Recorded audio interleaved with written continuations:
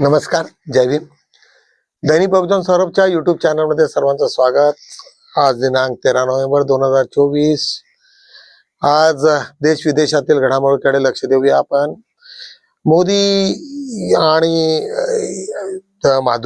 माधवी बुच ह्याच्यामधला जो काय करार झाला असेल किंवा काय झालंय, परंतु त्याच्यातनं पाहिल्यानंतर एकदम अंगावर काटे येतात की या दोन्ही माणसांनी आणि किती अरेरावी करावी. म्हणजे संपूर्ण या देशाची संपत्ती अडाणीच्या याच्यावर पूर्णच्या द्यावी आणि 5-6 बिझनेसमॅन्स असतील त्याच्यावरती द्यावी आणि अजिबात पार्लमेंटरी कमिटीच्या लोकांना न जुमानता, कोणाला न जुमानता, सुप्रीम कोर्टाला न जुमानता आणि इव्हन जे काही कॉन्स्टिट्युशनल बॉडीज आहेत त्यांना न जुमानता ते ज्या पद्धतीची अरेरावी करतायत, म्हणजे भीती वाटते की हे लोकांना कशी काय एवढी मुजोरी आलेली आहे. मला असं वाटतंय की पेशवाईच्या काळातही यांच्या हातात जेव्हा सत्ता होती त्यावेळेस त्यांनी अशाच पद्धतीची मुजोरी केल्यामुळे आज आपल्याला त्यावेळेस फार मोठं पे करावं लागलं आणि त्याच्यामुळे आपण ज्या पद्धतीने अनटचेबल झालो आणि गावाकोसाबाहेर आपल्याला जावं लागलं, कारण बुद्धिस्ट कम्युनिटीनी सातत्यानं त्याच्यावरती मारा केलेला होता किंवा त्याच्यावरती संघर्ष केला आणि त्याचे परिणाम आपल्याला भोगावे लागले असतील. पण आज एवढा मोठा ओबीसी समाज मात्र बीजेपीला फॉलो करतोय. तिथल्या लोकांना वाटेल ते महत्वाचे विषय सोडून त्याच्यावरती जातोय. माधवीपुरी बुथच्या बाबतीमध्ये अनेक लोकांनी आता वेगवेगळ्या पद्धतीने आलेले एक नवीन त्याच्यामध्ये नवा करारनामा म्हणून मोदींनी याच्यामध्ये आलेले. त्याच्यानंतर साकेत गोखले नावाचे एक MP आहेत, त्यांनी पुन्हा सेबीला लिहिलेलं आहे की तुम्हाला ही आम्हाला माहिती पाहिजे की आहे. आधी त्यांनी सांगितलं की अजिबात आम्हाला माहिती देता येत नाही. एका मेंबर ऑफ पार्लमेंटला जर ही उत्तर मिळत असतील तर सर्वसाधारण लोकांनी काय करावं. तुम्हाला मी कालच्याच याच्यामध्ये सांगितले की औरंगाबादमध्ये PM केअर फंड मध्ये ज्या प्रमाणामध्ये तिथे मोठ्या हे घेतलेले होते, सिलेंडर घेतले होते, ऑक्सिजन सिलेंडर, आणि ते बंद पडून अनेक लोकांचे प्राण गेले आणि तिथे कोर्टालाही न जुमानता त्यांनी कोणतंही उत्तर दिलेलं नाही. त्याच्यामुळे त्यांची ताकद किती आहे याचा तुम्हाला अंदाज येईल. अशा रीतीने आपला देश जर चालत असेल तर परमपूज्य डॉक्टर बाबासाहेब आंबेडकरांनी ज्या मोठ्या मेहनतीने देश घडवला, एवढी मोठी आपली राज्यघटना लिहिली, परंतु त्याचा मात्र कोणाला त्याचा हे नाही आणि सर्व लोकांनी गरीब जास्त होत आहेत आणि श्रीमंत अधिक श्रीमंत होताना आपण ते पाहतो आहोत. त्याच्यामुळे तुम्हाला सर्व लोकांना जागृत राहायची आहे, लोकांमध्ये हे करायचं आहे, म्हणजे जास्तीत जास्त प्रचार करायचा आहे आणि या लोकशाहीला कसं मजबूत करता येईल याच्याबद्दल आंबेडकरी समाजावरती फार मोठी एक जबाबदारी आलेली आहे. एक पुन्हा ओवेसीस यावेळेस त्यांना कळलं की बहुजन इथे मुंबईला मुस्लिम समाजाचा मोठा प्रॉब्लेम आहे आणि मुस्लिम समाज काँग्रेसकडे वळताना दिसत आहेत. यावेळेस ओएसीसला त्यांनी उतरवलं आणि ओएसीसनी काही बोललेही नाही, परंतु त्याच्यावरती त्याच्या नावाने हिंदू मुस्लिम करून ज्या पद्धतीने बीजेपी मुर्गे लढावाला जे काम करतायत तेही फार अत्यंत दुःखदायी आहे. आज नरेंद्र मोदींचा दौरा होता चंद्रपूर आणि गडचिरोलीला. उद्या ते पुन्हा गौडा या गावात जाणार आहेत. अशा रीतीने आज त्यांचा प्रचार दौरा सुरू आहे. सातत्यानं उद्धव ठाकरे यांच्या प्रवासामध्ये व्यत्यय आणताना दिसत आहेत. ED CBI त्यांच्या याच्यामध्ये बॅग तपासतायत, त्यांच्यामध्ये काय पेपर्स आहेत काय पेपर नाहीत. म्हणजे अशा पद्धतीने ज्या पद्धतीने म्हणजे लोकशाहीला ED आणि CBIचा जो असा ध्येय देत आहेत त्याच्यामुळे निश्चितच अनेक लोकांना एक चिंतेचं वातावरण निर्माण झालेलं आहे. आणि आज एक अत्यंत महत्वाचं म्हणजे प्रियंका गांधी महाराष्ट्रामध्ये पुन्हा प्रचारासाठी येताना दिसत आहे, कारण इथे लाडली बहीण योजना ही ज्या पद्धतीने त्याच्या प्रचारामध्ये आलेले तर तो कसा फॉल्स गेम होता आणि कशा पद्धतीने तर त्याच्यावरती एक स्त्री चांगल्या पद्धतीने सांगता येईल अशा रीतीने तिची आज एंट्री होण्याची शक्यता आहे. आज तिथे प्रचार संपला वायनाडचा आणि तिथे काल आणि तिथे दोघेही राहुल गांधी आणि ते दोघेही तिथे होते. मला असं वाटतं की आजपासून प्रियंका गांधी मोठ्या प्रमाणामध्ये मुंबईच्या आपल्या महाराष्ट्राच्या दौऱ्यावर येणार आहे. बटेंगे तो कटेंगे हा जो मोदीचा नारा तो निश्चितच किती फोल ठरणार आहे आणि त्याच्यावरती किती महत्व येईल हे सांगणं फार अवघड आहे. आज नेहमीप्रमाणे आज आम्ही बुद्धा या सिरियल मधनं तोच एक पुन्हा प्रसंग घेऊन येतोय. अनेक लोकांनी सांगितलेले आहे की त्या प्रसंगाची पुन्हा हे झाली पाहिजे, पुन्हा एकदा प्रसारित झालं पाहिजे. बुद्धाचा महापरिनिर्वाण झाला आणि त्याच्यामध्ये जो वाद निर्माण झाला होता, तो ज्या पद्धतीने वाद संपला, तो आम्हा लोकांना पुन्हा एकदा बघण्याची गरज आहे. कारण तो अत्यंत भगवान बुद्धाच्या महापरिनिर्वाणाच्या वेळेस निर्माण झालेली तर मोठा प्रॉब्लेम होता. त्याच्यामुळे आम्ही पुन्हा त्याला प्रसारित करतोय. बघूया आपण बुद्धा या सिरियल मधला पुन्हा तो एपिसोड.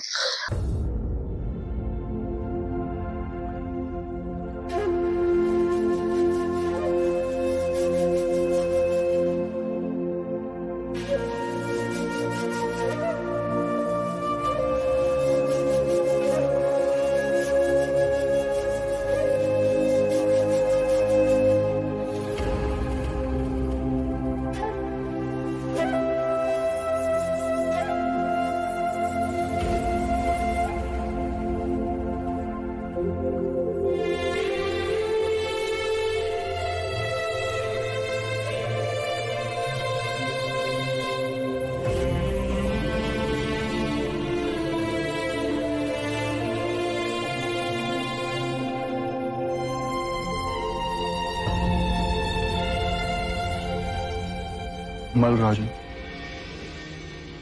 मैं बुद्ध की अस्थि कलश को मगध ले जाना चाहता हूं। मेरी इच्छा है कि इस अस्थि कलश पर मैं एक विशाल स्तूप का निर्माण करूं।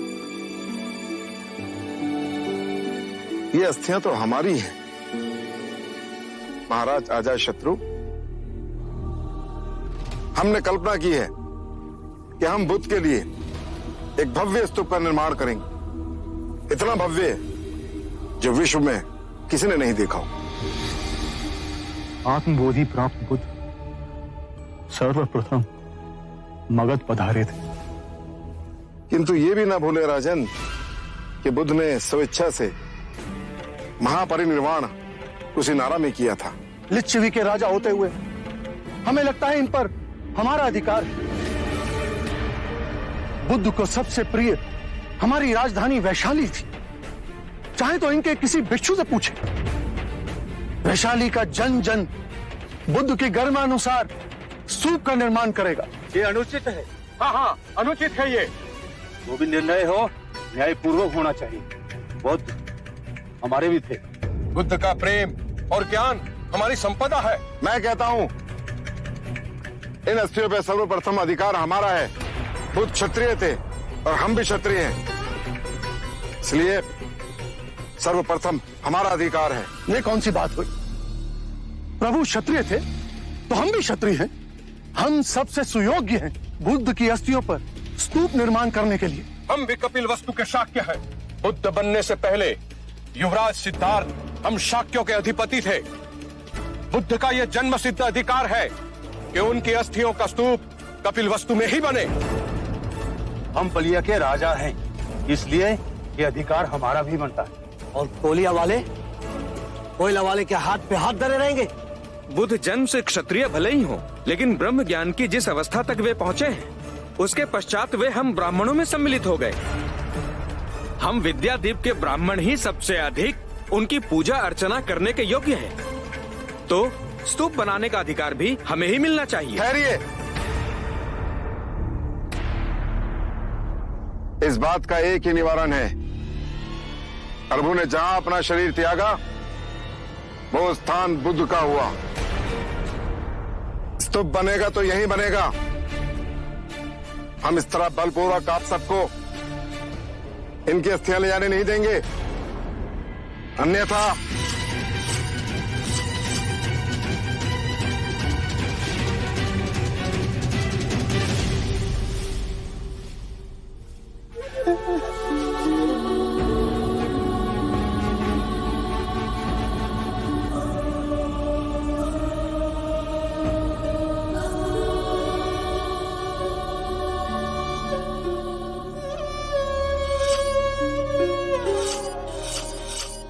आप सब हमें क्षमा कीजिए।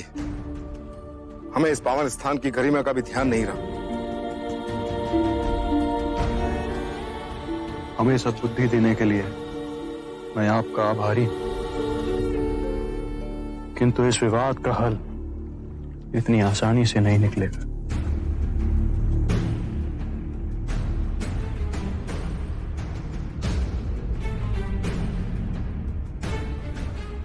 मल्ल राजन, इस विवाद को सुलझाने का एक उपाय है मेरे पास। अगर आप सब लोग सुने तो। आप हैं कौन जो हम आपकी बातें सुने? मैं तो मात्र एक ब्राह्मण हूं राजन। मैं तो बुद्ध का अनुयायी भी नहीं बना, परंतु मेरे अंतःकरण में बुद्ध के प्रति असीम श्रद्धा है, प्रगाढ़ भक्ति है। जैसे दूर अकेले में बहती कोई प्रेम की धारा स्वतः अपने आप सागर से मिल जाती है, वैसे ही बुद्ध के प्रति मेरा प्रेम निश्चय ही उनके निर्मल मन तक पहुंचा होगा। ये हमारे आदरणीय हैं, द्रोण नाम है इनका।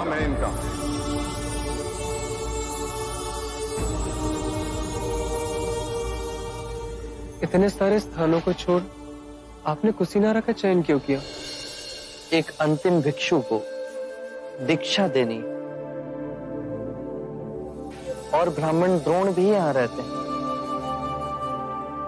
वो हर उठे हुए विवाद को सुलझाएंगे। मुझे स्पष्ट कर कहिए बुद्ध। आने वाला समय सब स्पष्ट कर देगा। क्या हुआ ना? बुद्ध ने समय से आगे जा कहां कहां तक देखा, बुद्ध की कही एक एक बात सत्य हुई। कहिए द्रोण, हम सबको इस परिस्थिति से निकालने के लिए तुम्हारे पास क्या सुझाव? राजन, बुद्ध ने तो सदैव शांति और स्नेहशीलता का संदेश दिया है। ऐसे विशाल व्यक्तित्व के अस्थियों के लिए आप लोग इस प्रकार से आपस में कलह करें, यह उचित तो नहीं है। अभी तो उनकी चिता की राख ठंडी भी नहीं हुई है, और आप लोग इस प्रकार का इस पवित्र भूमि पर विवाद कर रहे हैं। राजन, आप सब लोग इस देश के 8 बलशाली राजा हैं। मेरी प्रार्थना है कि इस समस्या का निदान आप लोग बुद्ध के दिखाए मार्ग के अनुसार ही करें। मेरा विचार है कि आप 8 राजा बुद्ध की अस्थियों को 8 भागों में बांट, मल्ल राजा, मगध नरेश, वैशाली के राजा, कपिलवस्तु के राजा, पावा के राजा, अलकप्पा के राजा, रामगामा के राजा, मिथादीप के राजा, आप सब बुद्ध के लिए एक नहीं, अपने अपने स्थानों पर अलग अलग 8 स्तूपों का निर्माण कीजिए। 8 भव्य स्तूप जो बुद्ध की वाणी और उनकी स्मृति को समस्त संसार में व्याप्त कर दें। उचित निवारण किया आपने। द्रोण, इस समस्या को सुलझाने के फलस्वरूप आप भी बुद्ध की अस्थियों का एक भाग ग्रहण करें। मैं अनुग्रहित हुआ महाराज।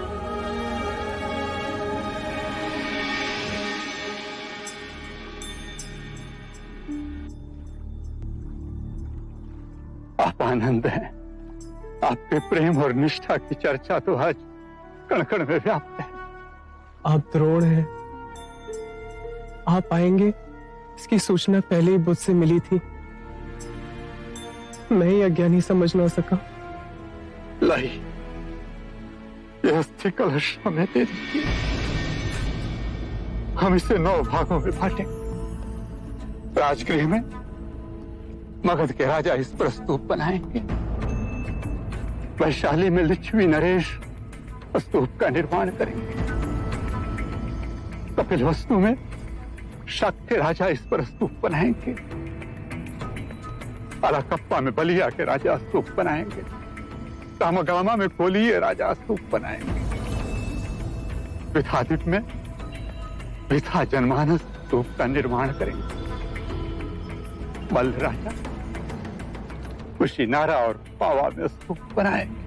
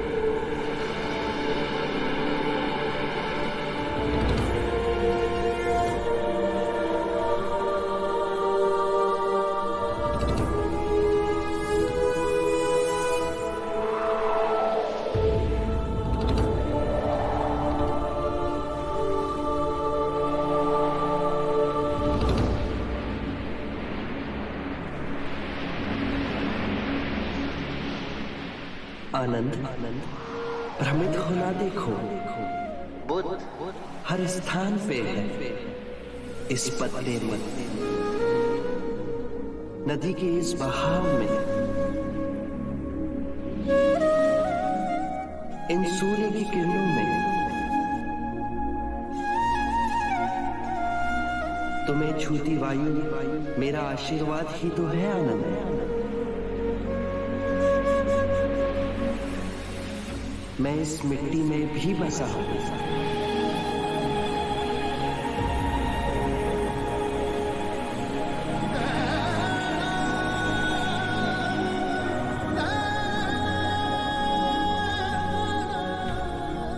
आनंद, मैं तुम में भी हूं। मैं तुम्हारे अंतर मन में, तुम्हारे बाहर और तुम्हें ढके हुए हूं।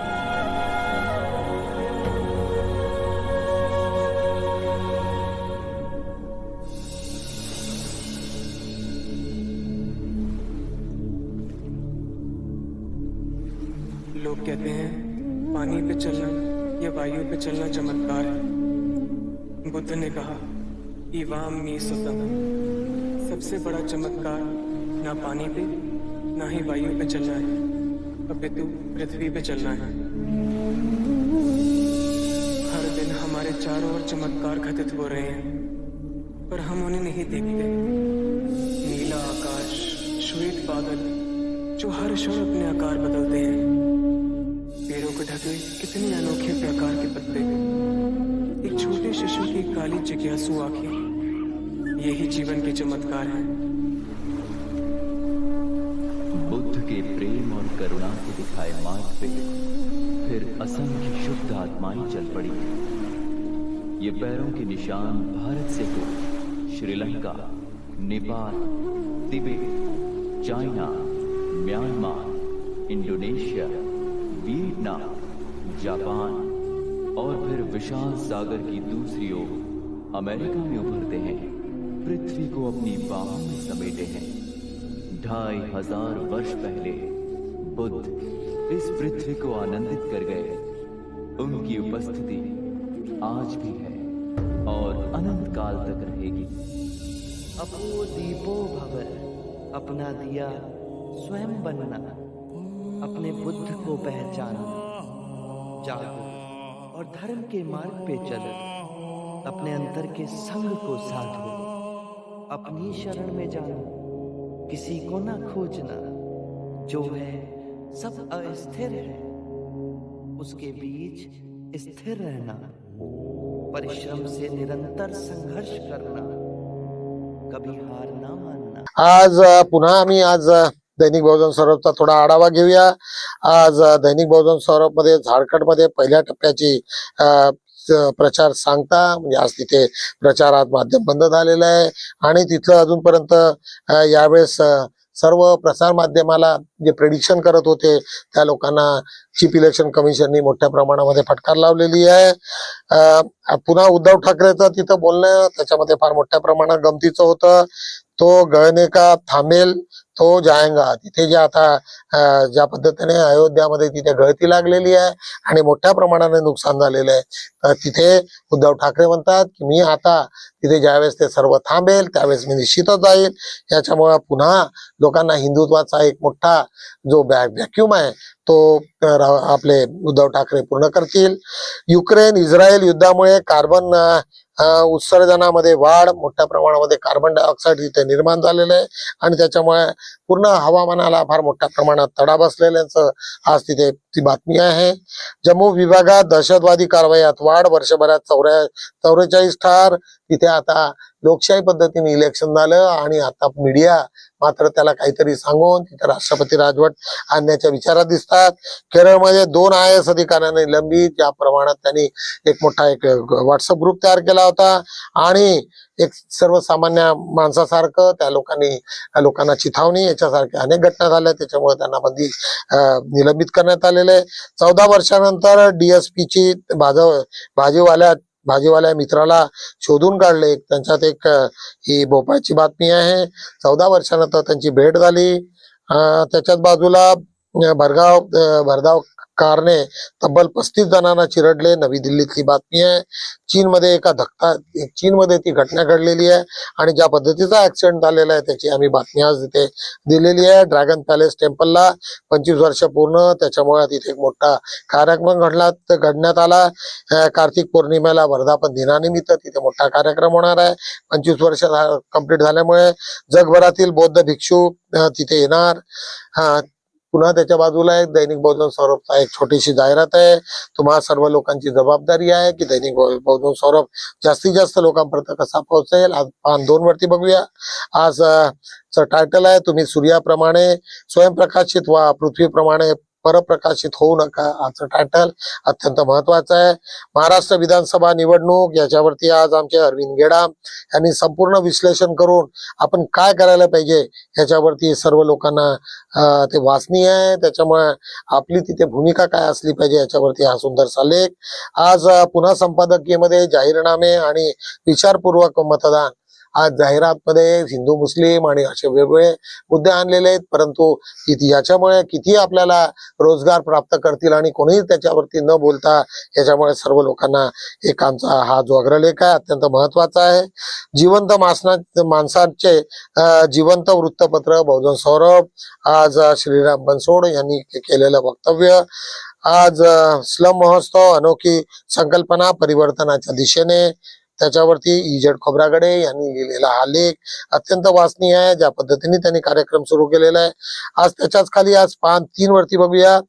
हे आम्ही विसरणार नाही.